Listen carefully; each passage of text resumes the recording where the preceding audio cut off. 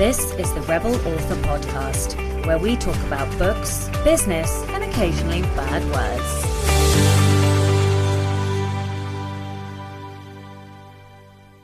Hello, Rebels, and welcome to episode 57 of the Rebel Author Podcast.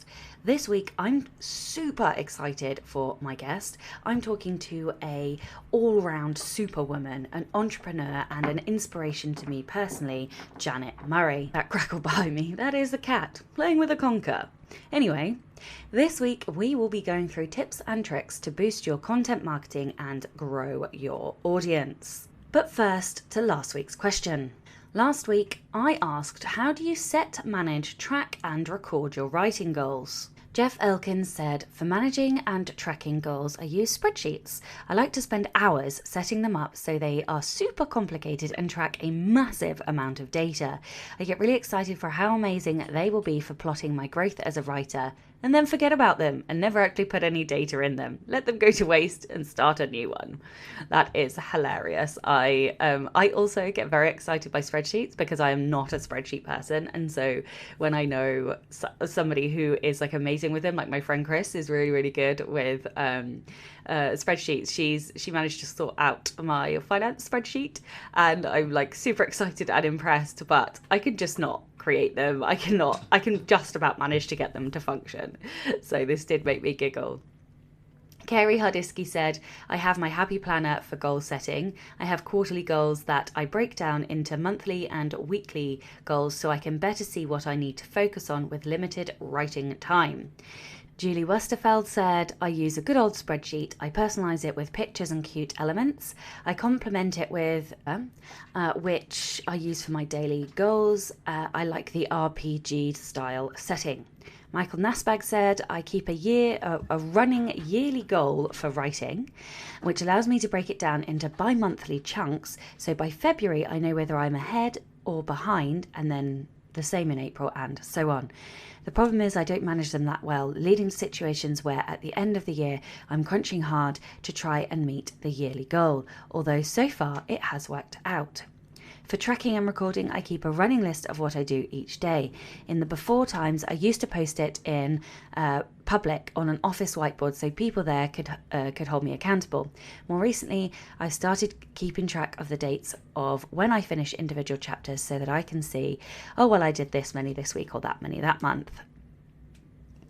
Erin McKnight said, as a goal-obsessed person, this episode speaks to me in so many ways. True to my obsessive nature, I have a yearly, quarterly, monthly, and weekly goals. Oh my goodness. The goals for the year are put on my vision board where I can see them first thing in the morning. Weekly and monthly goals are built off of that and then put next to my weekly planner on my fridge. The weekly planner is a magnetic dry erase organizer that allows me to set 3 main goals for the week and smaller daily goals / reminders as needed. I know this sounds like a lot, but it actually helps ease my anxiety because it gets it all out of my head and onto the page. I definitely understand the concept of anxiety from busy head. I definitely get a very, very busy head at times, particularly when I'm overwhelmed. Unfortunately, I haven't quite found a mechanism for that, so I will write things down. I really enjoy the action of hand writing them down as well, especially when I do have busy head. But what tends to happen is I then see a massive list and get even more overwhelmed. So it's not actually working for me. So I will find a solution at some point. God, sorry, that was my cat scratching my bookcase behind me. Sorry, she's in here. I probably shouldn't have allowed her in here whilst I'm recording. Note to self, Sasha, don't let the cat in. All right, this week's question is, do you want to content market? Why or why not?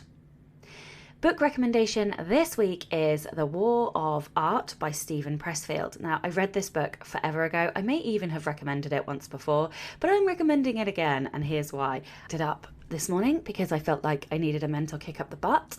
I'm fine, but with all of these creative journeys that we go on, we all have highs and lows, and it's been a tough couple of weeks and I just need a bit of a mental kick, and The War of Art really does that. I know it won't speak to everybody because we all have different ways we need to be coached or mentored, but The War of Art is a pretty hard slap on the butt in terms of that kind of mental support. It pulls no punches, you know. It's not going to mollycoddle or cotton wool you. So if you like those kinds of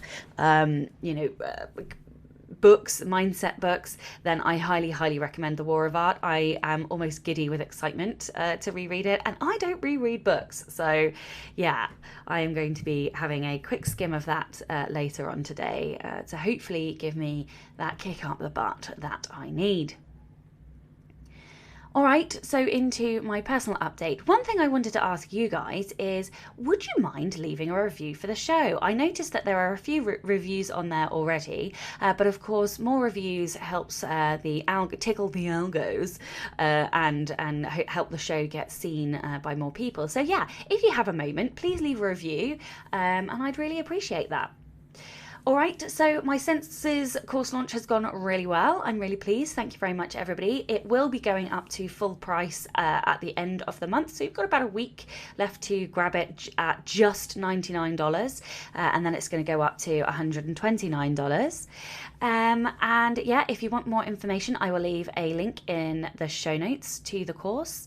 And I am planning my second course now. I was going to look at description, but I think because I've been asked quite a few times, I might look at a self-publishing basics type course. So yeah, if you have a preference, let me know, because it might swing me one way or another to deciding which one to do.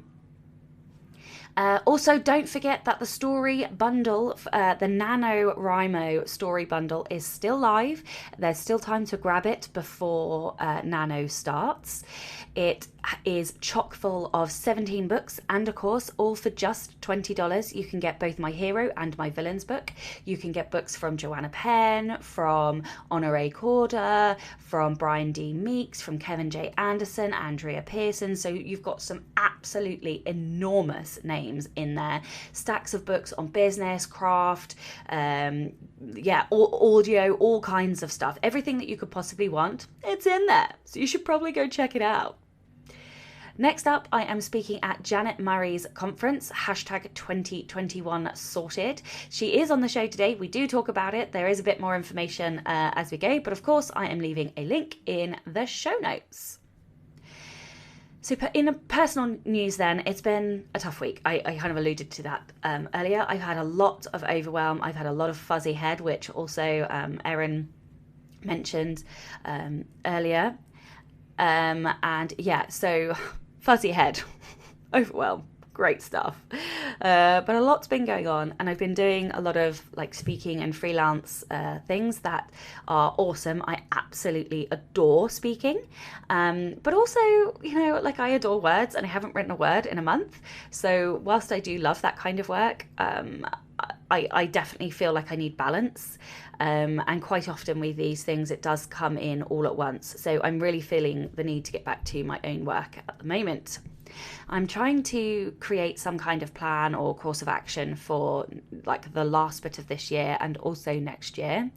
I think I have finally decided that I am going to do NaNoWriMo. I'm not doing an official must get 50,000 words. Instead, I'm sort of breaking it down into two parts. So I'll be editing, because I have two books that need editing, the third one and fourth one in my young adult fantasy series, Trey and Sirens.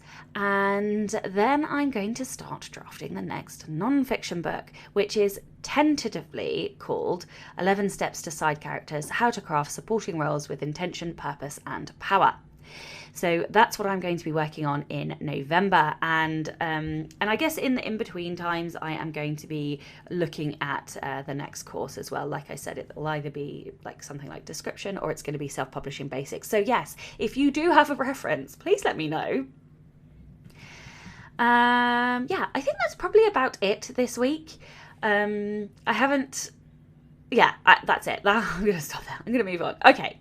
Rebel of the Week this week is Thomas Dukeman. Thomas said, "It was in third grade, and I believe I forgot the name of the teacher, but what I do recall was that she had this jar of M&Ms on her desk, and we had a rotating class. So maybe one of the teachers would be for math, another one would be for reading, etc. This one was for the class at the end of the day, and she was so mean. So we decided to mess with her. We being me and my friend Mikey. We stayed back behind one day, and she had this rule that no one was ever allowed to touch her jar of candy. So we planned a daring heist that day. We were pretty close to success when we got busted. Me and him were just shoveling them down our mouths until one of the teacher's pets came in to check on us and caught us. We were in so much trouble for so long after that, but I still remember how mad she got at us, and it was so worth it. I love that. I love that it was sweetie orientated as well. I'm like a total chocolate fiend, so yeah, that definitely calls to my heart. If you would like to be a Rebel of the Week, then please do send in your story. It can be any kind of rebellion, big, small, or somewhere in between. You can rebel your email story. You can email your rebel story to rebelauthorpodcast@gmail.com or tweet me at rebelauthorpod. One new patron this week. Welcome, and a huge thank you to Juneta Kay. And likewise, a huge thank you to all my old and new patrons alike. You guys definitely help to keep the podcast running, and you also crack the call off of my cold dead heart. So thank you so much, everybody, for the support. If you would like to support the show and get early access to all of the episodes, as well as bonus content, then you can from as little as $2 a month by visiting patreon.com/Sasha Black. This episode is sponsored by Kobo Writing Life, so I will play a word from the sponsor and then we'll get on with the show. Hi, I'm Stephanie. And I'm Tara. And we're from Kobo Writing Life. Kobo's free, fast, and easy self-publishing platform. KWL was built by authors for authors, and our team of dedicated book lovers is always working hard to help authors reach new readers around the world. We wanted to tell you a little about Kobo's global reach. From our home base here in Toronto, we work hard to keep customers reading all over the world. And as a KWL author, you're doing your part too. Here are some tips that can help your books stand out globally. At Kobo Writing Life, you can set the price in 16 currencies. When you're pricing your book, you should consider how your prices are being shown globally in our store. Is your $5.99 USD price showing as $4.69 in British pounds? Chances are an awkward price will likely just sway the purchase of your book. Make sure you are manually setting the price in all currencies. Speaking of all the worldly currencies, you can also set price promotions with KWL that are currency specific. Want to honor Canada Day with a promotion? You can do that in Canadian dollars and leave your other prices just as they are. And we haven't even mentioned all the partner stores Kobo has around the world. Did you know that you can target your marketing to our partners directly? If you want to learn more about this or any aspects of KWL, check out the Kobo Writing Life podcast, available wherever you get your podcasts, and find us on social.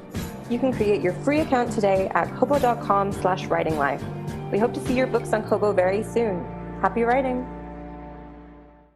Hello and welcome to the Rebel Author Podcast. This week, I am super excited for my guest. I am joined by Janet Murray. Janet is one of the UK's leading content marketing experts and specialises in audience growth. She is the creator of the Social Media Diary and Planner, an A4 desk diary that helps coaches, creatives, and entrepreneurs plan and create content that helps them grow their audience and generate leads and sales for their business. She is also the founder of 2021 Sorted and the Build Your Online Audience program, the only online membership program exclusively dedicated to audience growth. Janet is also a podcaster, a podcast that I've been binging recently. She's an author and speaker who has spoken all over the world about content marketing and audience growth. Welcome. Thanks so much for having me.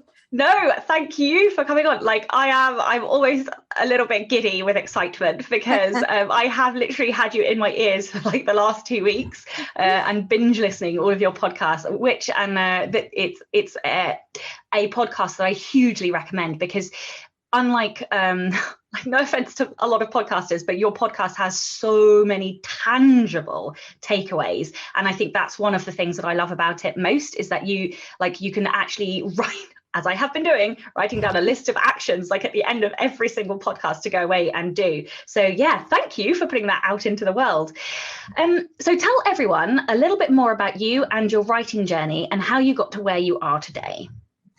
So it's been a bit of a journey. So I actually started off as a school teacher. So when I left university, I I wanted to be a journalist actually, and somebody told me that at school that only people who've been to Oxford and Cambridge who have connections can write for national newspapers. And I believed it, and I felt like, because I was like the first person in my family to kind of finish school, never mind to go to university, and I felt like, oh well, maybe I'll just be a teacher, because that feels like a safe thing to do. And actually I really enjoyed it, really liked it, but I was pretty burnt out by the time I was about 26, because anyone who says teachers have an easy life, they don't. It's really tough, and you work really long hours if you're doing a good job, trying to do a good job. And so by the time I was about 25, 26, I was just, I've had enough of this. Just working like all the time. I still work all the time, but at least it's my different thing though. Yeah. But so I went off and I retrained in journalism. So I went to the London College of Printing to do a journalism diploma. And me being me, this is a theme that will probably emerge right through this interview. Everyone else was going off to get jobs on magazines and newspapers, and so I did some work experience at Mother and Baby magazine, and they kind of talked to me about this job that they had coming up, and I thought, but that means I need to come into an office like every day. And the thing that I like to teach, teaching's quite good because it's quite varied, and every day is different, and the kids do funny things, which kind of, a secondary school teacher, so teenagers, obviously quite challenging. But the thought of just going into an office the same and sitting with the same people, I just couldn't see my way to do it. So I decided I would be freelance. So I started selling my work, contrary to being told that it was not possible to get into nationals, unless you had all these connections. I did it while I was on my course because I was so determined to do it. I got published in the nationals. And so then I just freelanced for national. So yeah, it was mainly national newspapers and magazines. So I ended up writing pretty much exclusively for The Guardian by the end, and I was also like the stand-in editor for the education editor, which was good. But so sometimes I did have to go into the office for a few weeks at a time, which is quite hard for me. So yeah, I basically sold words to newspapers for years on end, and enjoyed that. But I got to the point where I started to feel so it's a bit bored, and it would be my dream. if somebody said, oh, we could write for The Guardian or whatever, that would be my dream.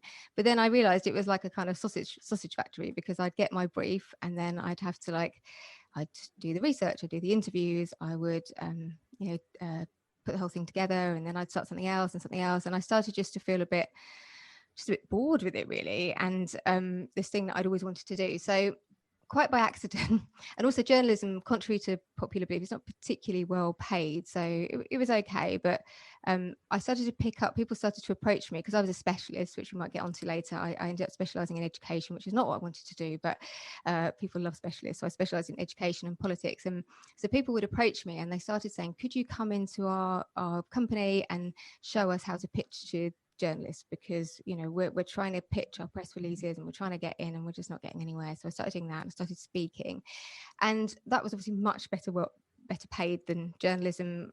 So I started to think, how can I get more of these lucrative copywriting gigs, or these training gigs, but rather than them just coming randomly by people that I know, like, how about if people could find me? Like, how could I do that? So I started this blog, and I just started blogging about stuff that people ask me all the time. So at the time, what people asked me was, how do I pitch to a newspaper journalist? Like, what do I write in my pitch? How to write a press release? I hate press releases, but that's a whole other thing. But how do I write a press release? But that's what people were searching for. So I started doing this blog, and then people started to kind of like it and said, oh, actually, I used that. That was really useful. So I started to think, okay, well, how do I get more people to read this blog? Like, how do I get people to write it in Google? So I started to learn about things like SEO, search engine optimization. And then I started to get interested in, then I was thinking, okay, well, once I get into my site, how do I keep in touch with them? So I started to learn about email marketing. And then I just got really kind of interested in this whole area, to the point where my journalism almost became a bit like it was a bit of an inconvenience that I had to do. And because I was so interested in just in the whole thing, and marketing. I was interested in content, but creating content in a different sort of way. So I kind of fell into that, and then I just got to the stage where I was just like, oh, I wonder if I could do this all the time. And I started to see that other people were selling online courses and memberships, and I was like, oh, I wonder if I could do that as well. And so that sort of took me into from being like a sort of it being a sort of side hustle to I got to the point where I turned it into a sort of full-time thing. All the time though, I didn't want to be teaching about press and PR, because if you know anything about journalism, journalists and PR people kind of like hate each other, and there's a whole sort of thing that it's seen as going over to the dark side, going into PR, and I just wasn't really that kind of interested. I got the joy out of creating the content and working out how to get people to engage with my content. I wasn't so interested in teaching people about press, but I wrote a book about it. So I wrote a book called Your Press Release is Breaking My Heart. I love that. That's such a rebel thing to do, to write a book about a thing that you hate. I think that's hilarious. And I remember everybody said like, oh, no one will buy a book on that. And it was basically just tips on how to get press coverage. And that's a silly title for a book, but actually it made it much more memorable. So I self-published it. I just I took a load of blog posts that I'd already written. I worked out where the gaps were, worked out a couple of blog posts that I hadn't written, I think I did it in 30 days or something like that. And so that was good. Having that book, that's non-fiction book, was it's like a business card. So I wouldn't say I've made loads of money out of it. People still buy it. Someone bought one yesterday, even though it's not what I specialize in now, but it was a great business card. It got me lots of speaking gigs and helped me to raise my profile. And then I just kind of thought, this is not really what I want to be doing, because what really struck me was, this is probably rebellious as well, it's like that I started not to believe in like PR anymore, in sort of traditional PR, because I would help people to get press coverage in the Guardian or the Huffington Post or whatever it was that they really wanted to do, but then it wouldn't get them the outcome that they wanted. Like they had a business and they wanted to get more sales, or they wanted to sell more books, or they wanted to sell more whatever it was, and they'd be like, oh, that was great to show my mum, but it didn't actually really get me the outcome that I wanted. And I hate not feeling like I'm getting people the results that they want. And I could see what was happening with my own content. I was not very interested in getting press coverage, because I could see that actually the content I was creating on my own site, the user generated content, was actually helping me achieve my goals. It was helping me build my own audience. It was helping me to get speaking gigs. It was helping me to make money. So why did I need to worry about this press stuff? So I started to feel a bit sort of disingenuous in a way, because I could see that actually your own content that you create on your own site could be far more powerful than anything that you could get on the Guardian and whatever. So I started to sort of pivot and move into helping people with sort of content marketing. And that's kind of brought me to where I am today. It's quite a long explanation, but it's kind of brought me where I am today, so now I help people with audience growth, basically. So people, I just kept hearing this phrase all the time. People kept saying, oh, I want to do that, but I need to build my audience. I want to do that, but I need to build my audience. And it's funny because it's not really a term it's not a thing really. I'm hoping that I'm going to be able to make it a thing, but it's not really a thing, is it? Building your audience, but everybody says it all the time. And so I created a program called Build Your Online Audience. It's about getting more followers, getting more subscribers, more fans, but it's not about just doing it for vanity. It's about, to help you achieve your goal. And then I published this, quite by accident, I published this social media diary and planner, and that kind of sort of led me down a whole other path of content planning and creation, which is ironic because I'm probably not the best planner at all. I'm quite strategic, but I'm very strategic, but I'm not like the most organized person in the world. And so that kind of led me to where I am today. So helping people build audiences, helping people with content, because that's how you build your audiences. You create great content, and that's pretty much led me to where I am today. So, oh my gosh, there's so many things that I want to come back on. The strategy thing. Have you heard of the Clifton Strengths or Gallup Strengths? I've heard of it. I think I've probably done it at some point. Yeah. Okay, so my background is in psychology, and this is a whole new, it's a bit like Myers-Briggs except better, and I'm obsessed with it. And one of my top, I think it's my number 3, is strategic. But the strategy comes out in people in different ways. So there are some people that will plan, a 10-year plan, a 5-year plan, and then there are other strategic types who are very intuitive, and so all of the things and you have the plan, but it's all in your head, and you feel your way and you do the analysis, but it changes as you go. And I'm slightly more on the intuitive side as well, even though I've brought your content planner, but that's because even looking at it will help me structure things in my brain for next year. So I completely get that. And I also love the whole thing that you were talking about in terms of the office and like not being able to work in the office. I've only ever had one job that was in an office.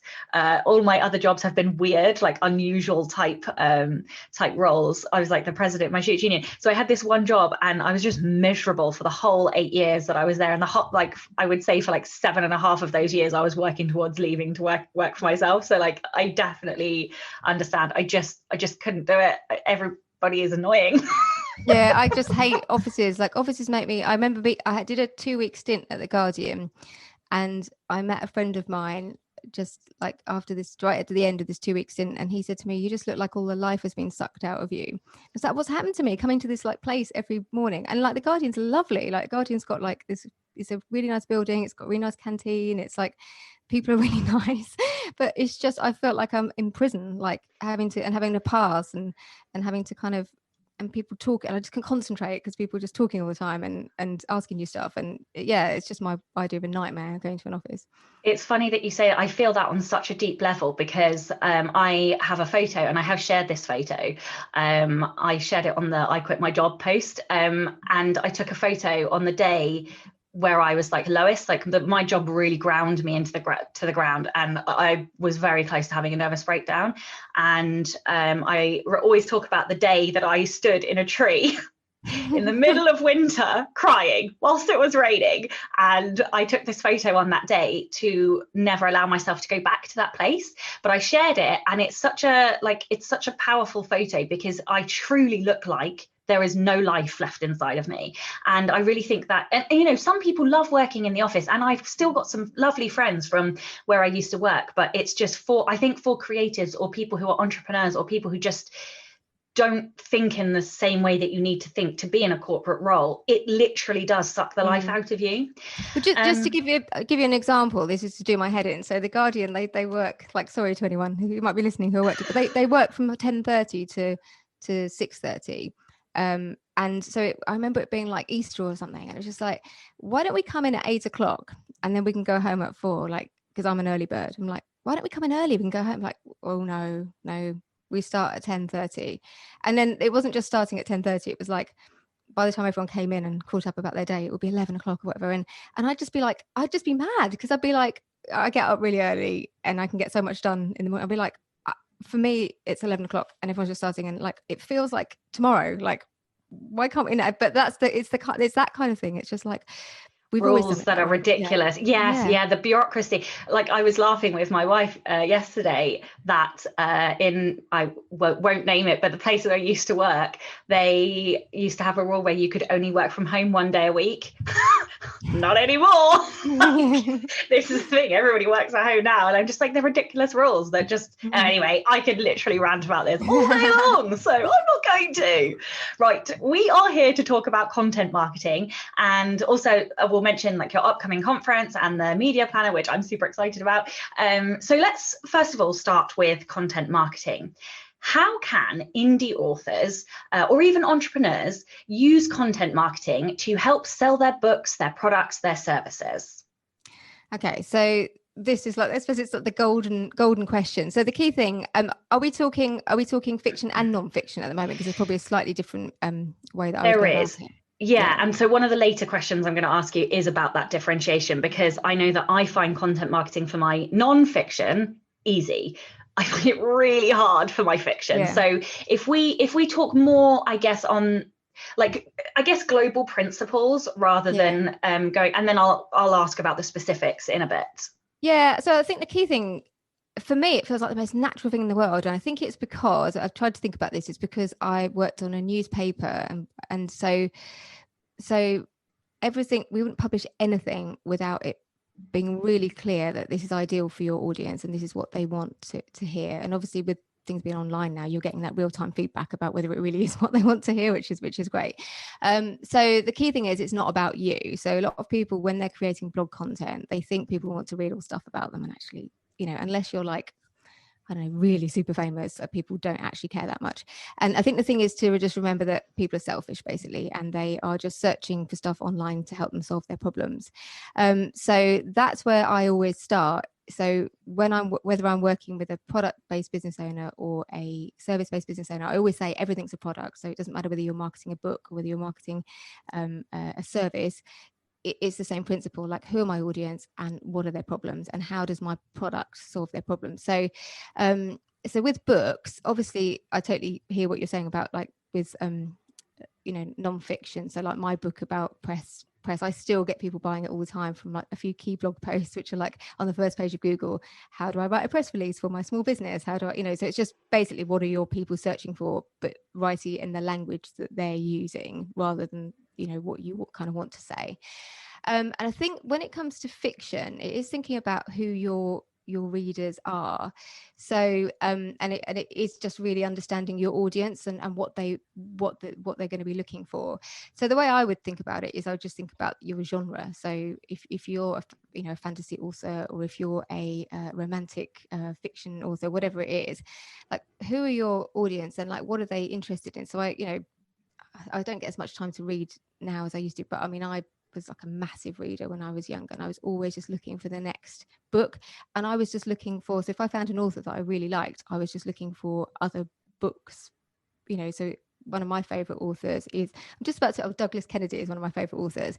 So I would be looking for stuff like, has he got a new book coming out, or other authors that might be like Douglas Kennedy that I really like, or, if I just read a book, a really great book on whatever it might be, like what else was there out there for me to read? So that might not be true for if you're listening and you're an author, and that might be true, but it's just understanding your audience. It's a lot of I find, especially with self-published authors, that a lot of people who follow you, they also secretly want to publish a book, and they want to know. With writers, I mean, I'm obsessed with other people's writing routines as well, but I think a lot of readers are actually often they really want to write as well, and they love knowing about your writing habits, any tips that you've got about the process. I worked with an author a few years ago who she had these like series of romance. They were like romantic fiction, and they were all set like they were like Scandi set, and people were just obsessed with the characters, and they were obsessed with behind the scenes and like how did she come up with the characters and the plots and things like that. So that will vary depending on the genre, depending on what you write, but it all just comes back to this thing is like, who are my audience and what are they searching for online? And if you want people to find you online, you have to create that content. Does that kind of make sense? Yeah, absolutely. Like and this is the interesting thing, because I think a lot of people want to do content marketing, and it's very logical and easy in terms of the nonfiction because you're answering questions or solving problems. But when it comes to the fiction, I feel like there are a lot of barriers, like mindset barriers to doing fiction content marketing. Even I have them, and I have a stack of ideas about how to do stack of stuff that I want to do for fictional content marketing. And it's just get over yourself, Sasha, just get on with it, But yeah, so like, absolutely, I think trying to reach out to a group of your readers and seeing what they want or what they search for, and I guess like looking around. So even just as you were talking, it was jogging some ideas in my head. If you write historical fiction, you could collate the information that you've done as research and talk about Victorian, I don't know, dresses, or the words that they used, or whatever, because if people are reading historical fiction, they're probably going to be interested in that time period. And so it's thinking about what are your audience interested in. Like for young adult, for example, I write young adult fantasy books at the moment. They love like the hype of everything. So, like merchandise, or 10 other books. If you like this book, you'll like that book, or being at and all the tropes, like talking about the tropes and books that are in tropes and stuff. So yeah, I'm like, I need to re-listen to this and write down all the ideas. Anyway, okay, so what are the biggest mistakes that you see people making with content marketing? Well, I think we touched on it there, and it really is about making it all about you. So if you're an author, you probably think that everybody wants to know all about you, and they probably do once they've got to know you. But the thing is to think about is that I always say that there's like 3 sections to your audience. So you've got your hot audience, your hot audience who are already your author, your readers, and they love your books, and so they'll sign up to your newsletter, and they'll want to know all about you and what you're up to because they already love you. Then you've got like your warm audience who kind of might kind of know about you, but maybe they haven't bought a book yet, or maybe they're just kind of thinking about it, they've heard about you, sort of aware of you. And then you've got your cold audience, and the thing is, you need to be working on putting content that is designed for all of those people, really, so that you're always bringing new people into your world. So if you're only ever creating like blog posts about you, like your or newsletters, your current readers will love that, and they'll want to know more about you, and they want to, but the people who don't know about you yet, like, what are you going to create for those people, and how are you going to get them into your world? And they don't know about you, they don't care about you. So that's the biggest mistake, I think. People, it's like navel gazing basically, and sort of thinking that everybody's just really interested in you. So it's about just stepping outside of that and thinking, well, if I want to attract more readers, like the people that I've got who are already my super fans, basically, like it could be like 5 people who are your super fans. It doesn't have to be like massive, but what would I need to do? And it can be about, like, actually, I think you mentioned it earlier, just actually, can you have a few Zoom calls with them, talk to them about, how did you find me? Like, what were you searching for? Like, who else were you following? Because the other thing as well is you can piggyback on, so you can either look at your competitors or people who are just above you in your space, and you could create content where you mention their name, and people go to, they go to a blog post or find a piece of content where you're mentioning this bigger author, and then they find out about you, and they're really happy because they like that author and you're the same. And so I think that the biggest thing is just navel gazing and making it all about you instead of thinking about your audience. Does that kind of make sense? Yeah, definitely. I couldn't agree. I couldn't agree more. So I think we've kind of covered the non-fiction fiction split. So instead of asking you about that, I'm gonna throw a question at you. You are a fucking machine. So like I spend obviously a lot of time listening to podcasts and like reading blogs and all this kind of stuff. But you do an email every morning. Like you have content everywhere. So how? I mean, obviously, like I'm sure we are all capable of building up over time, but like how have you got to the point where you can create so much so constantly, like, I guess, without burnout? Or like, are there habits or routines that you've put in place? Like, how is it you generate so much? I think the first thing that I always say, because people are, oh, you just create so much content, is that that was my job for like 20 years, is creating content. So, and I write really quickly, so I can, but they laugh at me and my team because they're like, oh, I'm just going to write this email, and then like 5 minutes later I'm like, I've just written this email. But not always. I'm not saying I never ever get stuck on things, but I'm quite quick. But it's experience. It's just because I've been doing it for so long. And that's like with anything. But I was on a panel yesterday. It was quite funny. I was on this I was invited to speak at this online thing yesterday, and they had all these like writers on it, and so they were saying like, what are your writing processes, where do you get your ideas? And everyone was like, oh, I go to a cafe, like in those days when we're allowed to go to a cafe, and yeah, what is that now? Conversations and whatever, and I have a notebook that I carry, and I wake up in the middle of the night. And I was just like, okay, this is what I do. And then I wrote about this in my daily email today, which is another thing. So I said, well, I look at what I'm selling. So I just look at the products or services I'm selling and when I'm selling them. And I think, okay, so I've got this event coming up in November 2021 sorted. It's all about content planning. So I need to create content that's going to be for those 3 types of people. So I need to create content for people who don't know about me, but they are interested in content planning. And I need to do that a bit earlier because they need some time to find me and then get to know, like, and trust me. I need to create people who are like in my circle now, but maybe they're not sure, and they need to, I call it consideration content. So they need me to kind of reassure them or address their objections. I need to create people for content, or people have already bought a ticket and they need some guidance on how to get the best out of it. So I'm very sort of so when I was at this event, I kind of thought, God, I sound so hard-nosed. Like I sound like really hard-nosed, because everyone was like, oh, I got all these like lovely ideas and whatever. And I was like, oh yeah, I just look at what I'm selling and then I just work it back. And then because I'm from a journalistic background, I'm always thinking about lead time. So I think, well, okay, I need to create that this many months out, and that, so it is probably having a strategy. I'm really not a very organized person, and I don't I'm not one of these people that is like had it all done, has it all done like months and months ahead. And I'm much better actually being a bit more spontaneous. But I think if you have a strategy, that's, you know, if you have a strategy, and I've always got like, I know what podcast episodes are going out like 8 weeks time. I might not create them until 2 days before, but I've thought about the strategy and I've thought about what I want to do. So that part of it becomes easy because I'm not having to worry about ideas because they're directed by what I'm selling.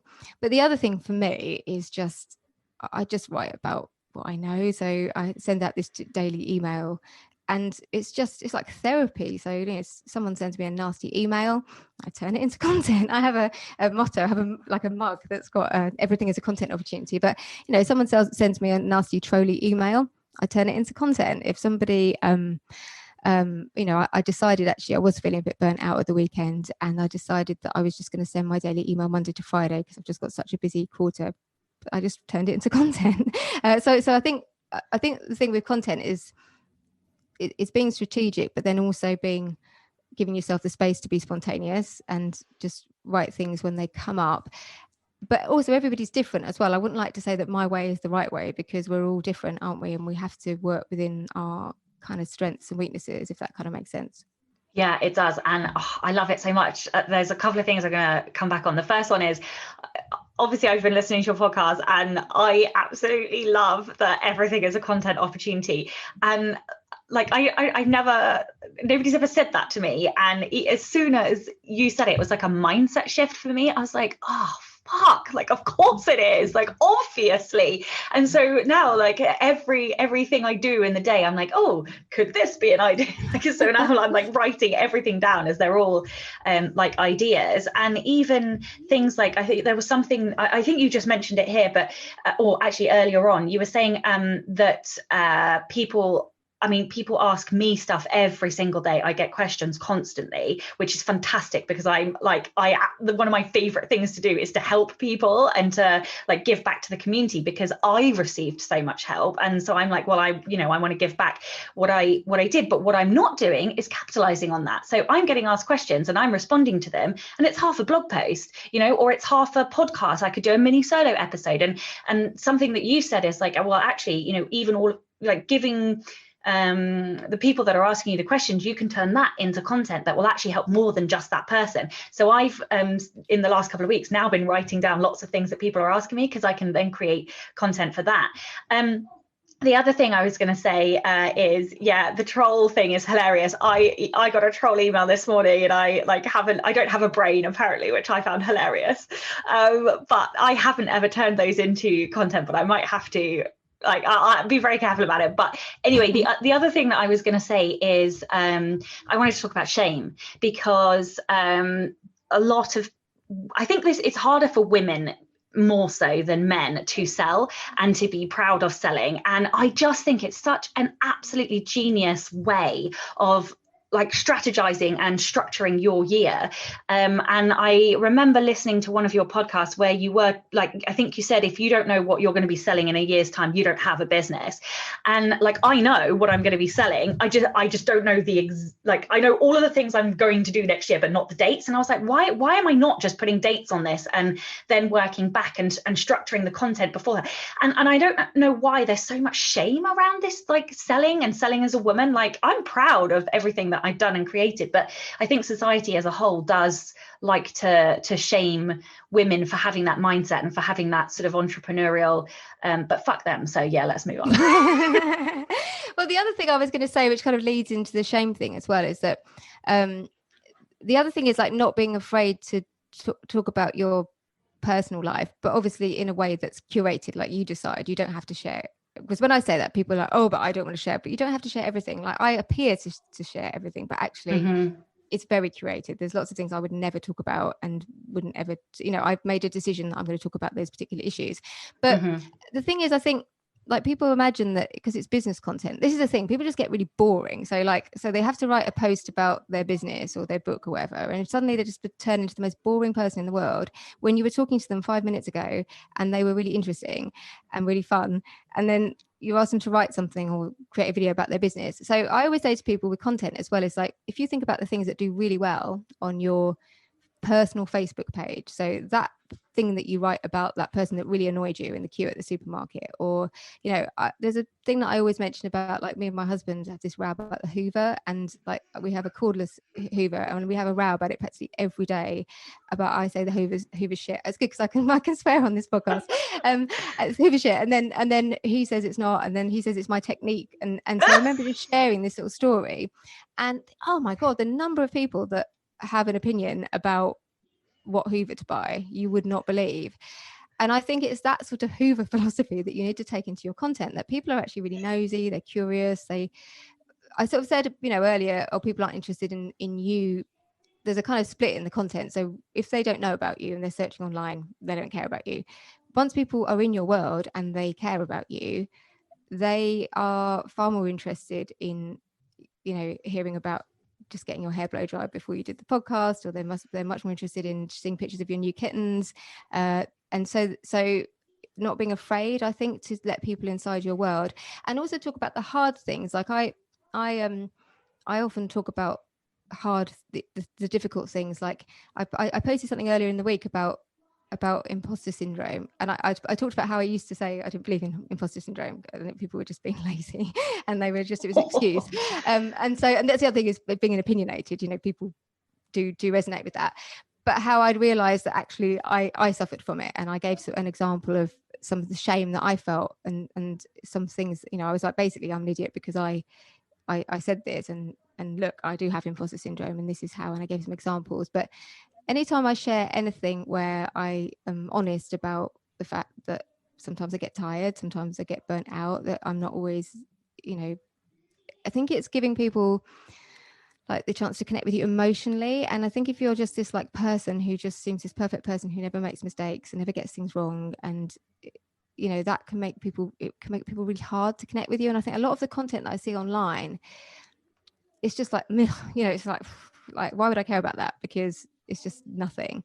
And I think it's trying to bring the spirit of, when you post something on your Facebook wall and you get loads of comments, it's like, that's it. Because, social media is friends and family, isn't it? That's what and I think a lot of people are just so self-conscious about it.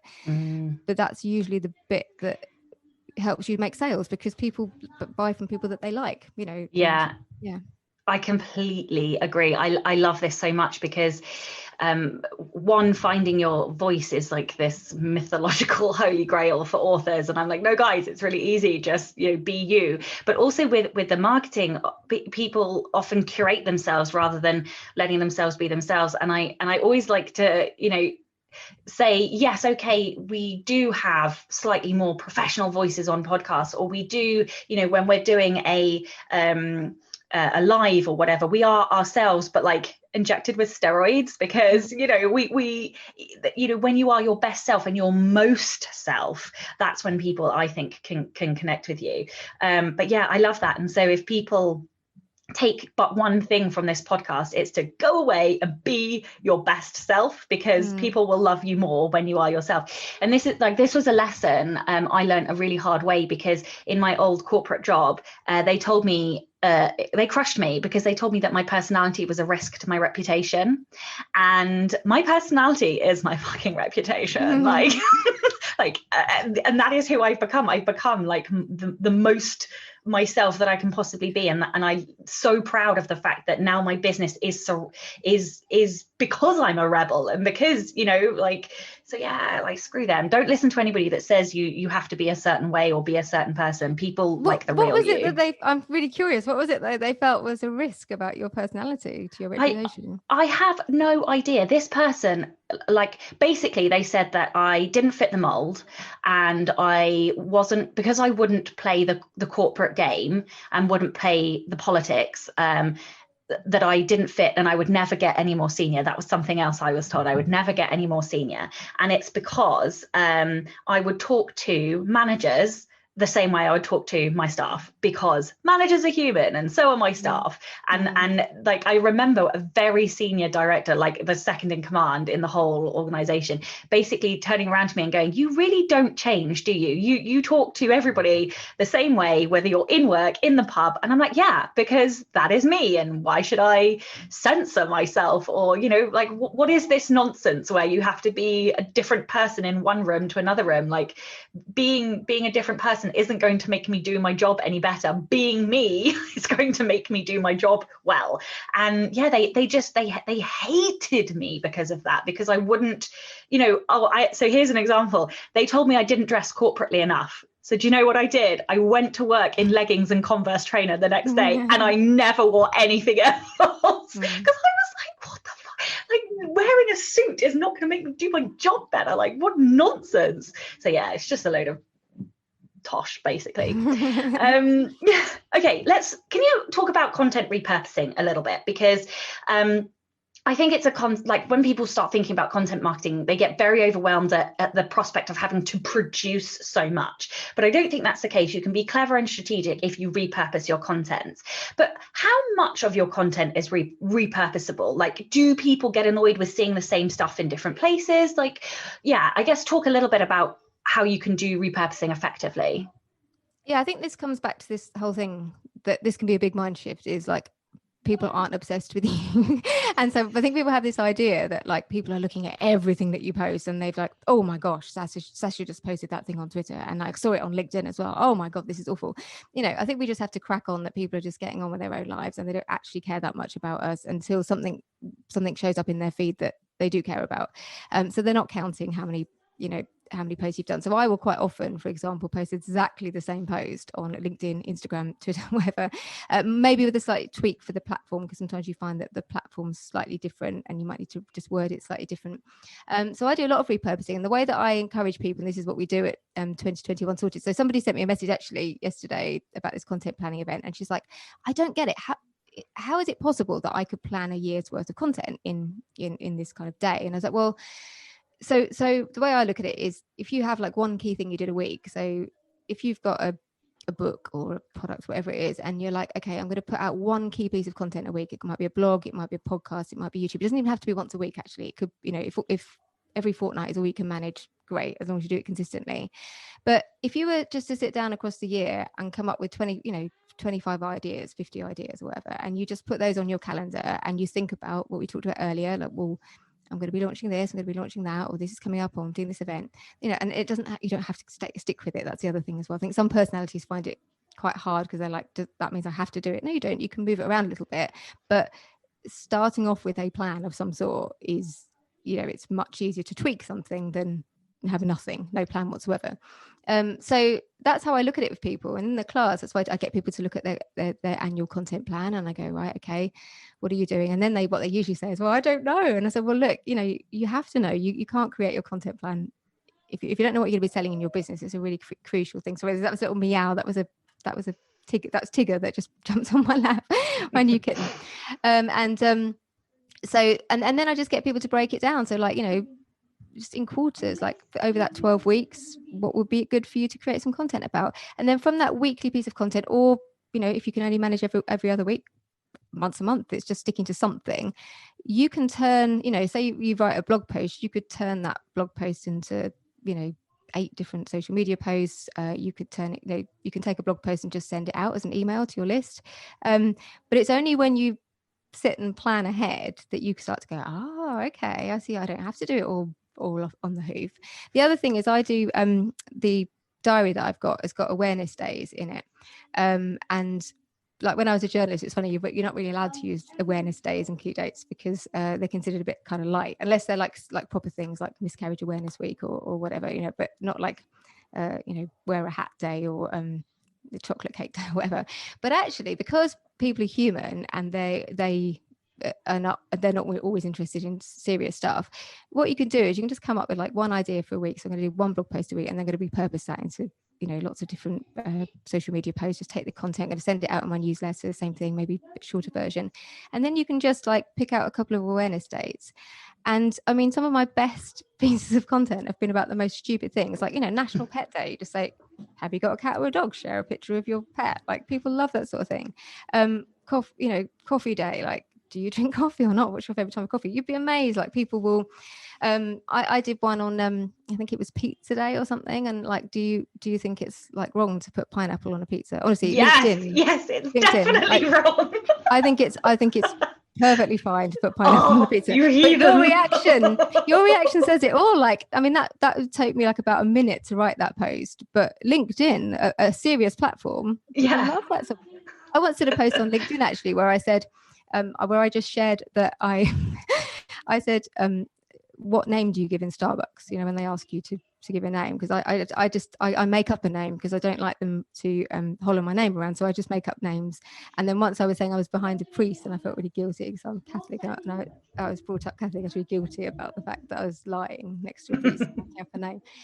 And this post, I'm not joking, it went on for days and days and days on LinkedIn, a supposedly serious platform, and people, they were either engaged with it because they made a name up to, or they engaged with it because they thought it was silly, or they engaged with it because they hate Starbucks, so they wanted to have a pop at Starbucks. So either way, there was something in that post for everyone. And people then will say, well, what's the point then if it's not about your business? But of course, social media in particular is all about algorithms. So people just, they will start checking you out. They'll check out your bio. They'll find out more about you. And I once had this debate with a guy. Actually, I posted a video of me playing the piano and singing. I had this like funny story. I won't go into it now, but I posted a picture of me playing the piano and singing, and this guy was just like, I don't get this, like, why on earth would you share this? Like, I like the video, but like, you're an audience like growth specialist, like, why on earth would you post this video of you? And I was like, well, that I'm an audience, that I help people build online audiences now because I posted that video. Like, you've just basically answered your own point there, because you obviously went you saw this video of me. He said something like, I thought you were a singing teacher, and now I go to your profile and find out that you're not, and you do this instead. And I was like, well, you've like, what's the point of this piece of content? So, well, you now know what I do, and you're now interested, you're engaging with me. So yeah. I think the thing with the obviously I've kind of gone off track a little bit there, but just having one piece of content, like one useful piece of content, and then just punctuating it with maybe a couple of little light-hearted posts just for engagement, that can be your plan. And I think if you're really serious about your marketing, if you can't commit to one piece of content a week, or maybe even every other week, whatever, and just stick to that, then you've got to ask yourself, I'm trying to think of a diplomatic way to put it, but don't be diplomatic. We're not diplomatic here. If you're not selling enough, that's what you deserve. Basically, if you're not willing to commit to putting this content out and doing it regularly, then you get what you put in, basically. That is a way of saying it. We're not diplomatic here. One of my favorite phrases is like, suck it up, princess, like, go do the thing, in fact, I even have merchandise with suck it up, princess on because I say it that often, even though it's not a very feminist phrase, but whatever. What was I going to, so you kind of led into, actually, I was listening to one of your podcasts where you talk about the 4 different types of content. So I don't know if you can just summarize the different type of content, because that actually, even in and of itself, gave me a load of ideas. Yeah, so this is like a little framework that I give people to help, and now I have to try and remember them all. Is this the different types of posts when I say this is what I know, this is what I think? Yes. That one. So the type of content, like the blog content, the sort of useful answering people's questions, is I need to know this content. So that's when people are like, I really need to know how to publish a fantasy book, or I really need to know like how to get my book onto Amazon. You know what I mean? What I mean? Yeah. So that's kind of like useful stuff. Now, the challenge with that kind of content is that it's really useful, but people will just see it and they'll be like, oh, great, I'll listen to that later. And they won't necessarily comment on it. And as we've already discussed, it's all about the algorithm. So the more engagement you get, the more that platform will show your content to other people. So you have to sometimes be a little bit clever about how you approach sharing that kind of content, but by all means create it. The second type of content is really what I was just referring to there, which is I know about this. So the reason that things like one of my best performing social media posts was when I was in the hairdressers in this like trendy place in Shoreditch, and there were these like dogs running around, and I was in this hairdresser and I was thinking like, I'm not that keen on dogs. I'm okay with this, but like some people who have dogs will love this. Some people who don't, who don't hate dogs will absolutely hate this. I wonder whether this is a good idea. And I just literally posted on my Facebook page, I'm in the hairdressers and there's dogs running around the place. What do you think? Dogs in hairdressers, yay or nay? And I came out the hairdressers and I had over 100 comments on that. So it's about like just asking questions, like really simple things that I call them like 2-tap answers, where people don't have to think. They've got no fear of embarrassing themselves. It's just A or B, yes or no, agree or disagree, just easy as possible. So that's the second type, and that can be really great just for engagement and giving the algorithm a boost. Then we've got so the other type is this is what I think. So this is a more opinionated content. I think this is important, that people see you as someone that has opinions, although I think it can be a bit scary if you haven't done it before, because I've been writing for years. I'm quite used to it. But just for example, there's a little tweak that you can make. So there was a post that a little while ago, there was a news story came out, and it said that people who work for Virgin flight attendants it was no longer compulsory for Virgin flight attendants to wear makeup on flights. So I saw that, and I saw a couple of people who just shared the link on this bad thing, just sharing link. So just sharing the link, and then people were like, yeah, okay, nobody responded. So I just put my little spin on it, and I just said, do you know what? Like, I saw this, and I think, first of all, I didn't know that they had to wear makeup anyway. That was quite interesting itself. But I was like, do you know what? I think this is good, and I don't think any woman should ever feel that she has to wear makeup for her job.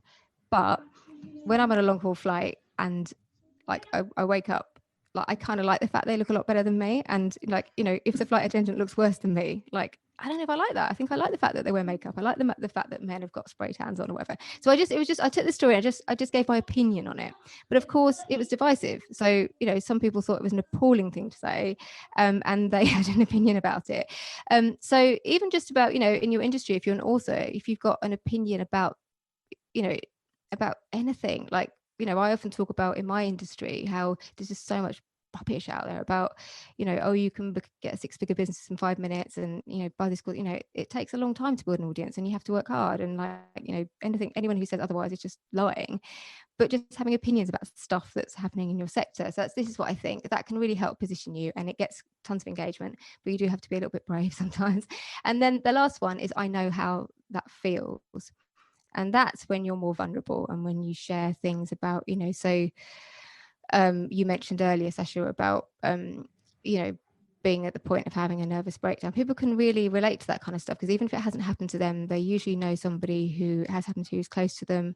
So when I've shared stuff about, I've shared a lot of stuff about miscarriage, having ectopic pregnancy, I had a very premature baby. I did something about breastfeeding recently, which has nothing to do with my business, and the pressure that I had to breastfeed, with a really sick, premature baby. And oh my God, like it's a bit off topic, but it doesn't do you any harm, because people are seeing you as a person and they're engaging. So anything that's kind of where you can relate a personal story. And oh my God, if I was on commission, so I shared recently, I was diagnosed with ADHD at the age of 45, and I shared my story, and I talked about what had led me to go for the diagnosis, and like how it had made me feel, to kind of feel different all of my life, whatever. I had so much engagement. I wrote about it. And I could probably be on commission for the number of people who've come back and told me they've now been diagnosed with ADHD as a result of me sharing that. I just think, just other people can relate to you just being vulnerable and just saying my life's not perfect. So it's that kind of thing. So that those 4 types of post or piece of content could give you a framework, and you could get a lot of content out of that. Amazing, thank you. Yeah, it was a bit of an epiphany, and I had to like stop the podcast and rewind in order to write them all down when you were talking about it. And I think I've sort of been doing that, but not in such a clear and concise way. So yeah. So last couple of questions then, because I realise we are getting to time. The first one is, every year I have a theme for the year for my own work. This year it was finishing shit, because I'd started a load of things and not got anything finished and had shiny magpie syndrome, and so I had to finish everything. But next year, I picked this a while ago, my theme is content creation. There's a few reasons for that, but that's what my theme's going to be. So I purchased one of your media planners because I am super excited. I watched some of the videos and thought, oh my god, I need this in my life. So can you tell everyone a little bit about your planner, and maybe like how the planner will help them, give them a couple of like key tips to how to plan out their content more effectively? Yeah, so the planner is it's an A4 desk diary that you can use to plan out your content for the coming year. It has awareness days and key dates, like just to give you ideas. I gave you some examples before of how you might use them. But I often say it's not just a diary, it's like a planning tool. And it has templates in it. So it comes with instructions, and it's got an annual plan, and then it's got a quarterly plan, and then you can break it right down to monthly, daily and weekly. But the one thing I always say as well is, I've got a video that I'm using in my marketing at the moment from a guy who said, I use 20% of your planner, but it gets me 80% of the results in my business. Like there's no right way to use it. And I think sometimes one objection I have to address every year is people who go, oh, but I bought it last year and I didn't use it in, I didn't write in every inch of it. You don't have to do that. It's a resource to help you. For me, I use it really strategically, and I just use it to kind of plan ahead, and I use the templates a lot, and I use the awareness days as a kind of reference point. Other people write in every bit, which is absolutely fine. We're all different. So it really is about kind of giving you that kind of structure. And it comes with, so I've got this event which you're speaking at, which is really, really exciting. So I run a content planning event every year. And so last year it was 2020 sorted, this year it's 2021 sorted, and next year it will be 2022 sorted. And so what I found with the diary when I first started selling it is that some people would buy the diary and they'd be like, oh, but I didn't use it that much. So being an entrepreneur, I was like, right, okay, how do I solve this problem? Because I can't physically go around and make you use it. And so there's a membership that goes aside it. It's the 2021 sorted club, and you get the event with it as well this year. So there's quarterly coaching calls. So basically you can do your annual plan, and then you've got this accountability to come back every quarter with other people who are at the event, and you can plan out your year. I also send an email every Monday, so it's like with ideas on how to use the dates in the diary. And actually this year I'm going to send pretty much cut and paste stuff that people could just slightly tweak for their own platform. There's loads of downloadables and printables. I've got another content planning masterclass that I'm doing that comes with it as well, which is on content batching. So it's really what you were asking about before, trying to get the most bang for your buck, as it were. And the event kicks it all off. So the 2021 sorted event, which you're speaking at, kicks it all off. We always say day one, which you're speaking on, is the inspiration day. It always is. Obviously, we've had to move online this year because of COVID, which has presented some new challenges, but it means I've been able to bring on board loads of new speakers, which is brilliant. And we are so the first day is about inspiration. So you're doing a session on how to self-publish your own book. Then we've got a session on how to launch a membership site, one on how to launch an online course, one on how to launch a YouTube channel, one on how to launch a live video. And if you're interested in marketing, I can't believe that there wouldn't be at least one of those that you're like, I'm all over that. It's about a big content goal. But what I've also been able to do this year is to, I feel like, and we touched on it earlier, but in the entrepreneur space, there's a lot of topics where we just don't get enough of a chance to talk about them. And if we were in person, we would. So things like dealing with trolls and copycats, or dealing with mental health as an entrepreneur. We've got another session on being more diverse in your marketing. So we've got people talking about different aspects of that and being much more aware of diversity. Because I think we've all got unconscious biases, and so that's going to be a good session. So they're more kind of discussion sessions. And then day two is the kind of full-on planning. Come and create your content plan. Let's get it done in a day. So the diary kind of started off, it was a thing, and then I created the event and the club to support people to use it, because I realized that just having the diary on its own, that's great. Some people are brilliant with that, but some people just need the accountability to kind of keep on with it. I think it's really interesting that people are like, oh, but I didn't write in all of it. And I'm like, but I'm buying it with even knowing I'm not going to write in all of it. Like, that's not why I'm buying it. I'm buying it as just the nudge I need to structure my thinking around like next year. So I think people probably might be a bit too uptight. But anyway, do you want to tell everyone where they can find out more about the planner and the conference?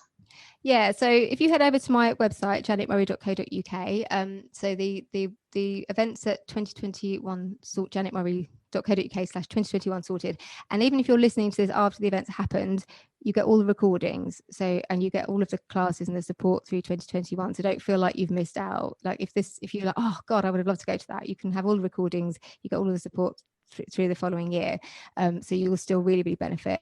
And the diary is, I'm trying to remember the URL now. Just go to my website and put, Janet Murray 2021 media diary. I think it is. Yeah, it's on the homepage. Yeah, and I'll leave links as well in the show notes, of course. All right, one very quick question: top tools, any tools that you use that you would recommend that people can go and check out?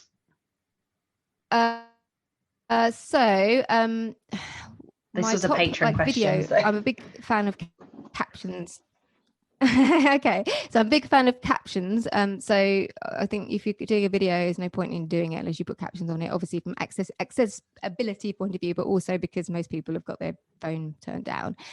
So I use this brilliant tool called Capwing, which is just amazing at putting captions onto short little social media videos really quickly. So that's one of my favorites. We're getting really into Asana at the moment, so I've hired somebody to help us use Asana to build out all the systems and processes in my business, and we're getting into that as well, so that's cool. And that's cap as in wearing a cap, and then wings as like an angel wing? Or... It's with a K, so it's Kapwing. Okay, awesome. I will also put that in the show notes. All right, this is my favorite question. This is the Rebel Author Podcast. So tell us about a time you unleashed your inner rebel. Well, we had a chat about this before, because I was like, I don't think I'm that rebellious, really. You are so rebellious. I think everything I do is rebellious, and I said, like, oh, I can't hold down a job. I can't like do what other people do. Like, I'm not a very conventional mum either. I don't think. My daughter would probably concur with that. And I was sort of saying that, if I'm somewhere where the directions tell me I have to go one way, I'll go the other way, or whatever, if I feel confined or restricted in any way. But I think for me, actually, probably the ADHD thing. So that's probably the only time I felt a little bit nervous about talking about anything personal, and it did feel a bit rebellious for me, because like my parents are really quite conservative, and it's probably the only time I've ever really worried about upsetting them, because they were like a bit like, oh, like, we thought you were a normal kid, and like now you're telling us you've got this like ADHD thing. So to actually kind of talk about it openly feels a little bit rebellious, and knowing that there's probably some people who are probably laughing behind my back and probably like, oh, look at her, like, with her stupid ADHD thing, because people can be quite ignorant about these things. So that actually felt like quite a rebellious thing for me to do, which probably sounds silly with some of the other things that I've shared, but it's probably the most out of my comfort zone thing that I've done. I love that. And I would have thought that would just make people more like love you more, because you're sharing a piece of you that's made you vulnerable. And I think that being vulnerable is something that I know I appreciate when I hear or listen to podcasts or read posts or whatever, when people are sharing a piece of them that makes them vulnerable. Okay, tell listeners where they can find out more about you, your books, your services, and your podcast. So the best place to find is janetmurray.co.uk. Online, I'm pretty active. And what would be really great, actually, is if you've enjoyed this podcast, if you could tag both me and Sasha in, and you could just say that you listened to it and enjoyed it. That's always really nice. And yeah, that's pretty much it. And obviously, do come and if you're a Sasha fan, come and hear her speak at 2021 Sorted. She's going to be doing a fab session on self-publishing, so we're really looking forward to that. And yeah, that's pretty much it. I think I'm everywhere.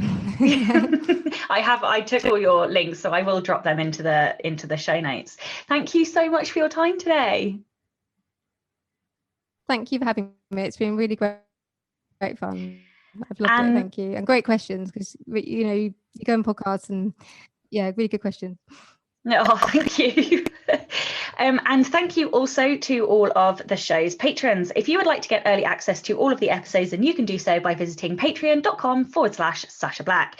Thank you also to everybody listening. I'm Sasha Black. You are listening to Janet Murray, and this was the Rebel Author Podcast. Next week, I will be joined by Jeff Elkins, who I think I told you we were going to be joined by this week, but Sasha messed up her schedule last week. So yes, we are going to be joined by Jeff Elkins, also known as the Dialogue Doctor. So we will be obviously talking all about dialogue next week. So join me then. And don't forget, if you do have a moment, please do leave a review of the show. I really appreciate it, and it does help to tickle those algorithms. Don't forget to tune in and subscribe on your podcatcher. And when you have a moment, please leave a review.